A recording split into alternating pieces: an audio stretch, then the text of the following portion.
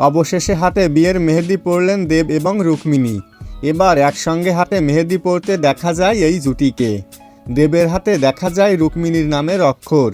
এদিকে দেব রুক্মিণীকে একসঙ্গে হাতে মেহেদি পরতে দেখতেই ভক্তদের মনে কৌতূহল সৃষ্টি হয়।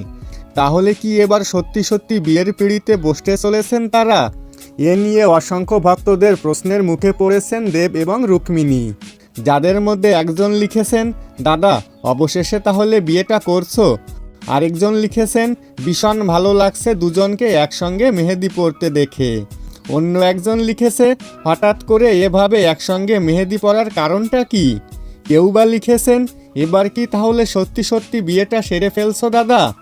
তো বন্ধুরা, আপনাদের কি মনে হয়, এবার কি তাহলে দেব ও রুক্মিণী বিয়ের পিঁড়িতে বসতে চলেছে? আপনার গুরুত্বপূর্ণ মতামতটি অবশ্যই জানাতে ভুলবেন না। দেখা হবে, কথা হবে পরবর্তী কোনো ভিডিওতে।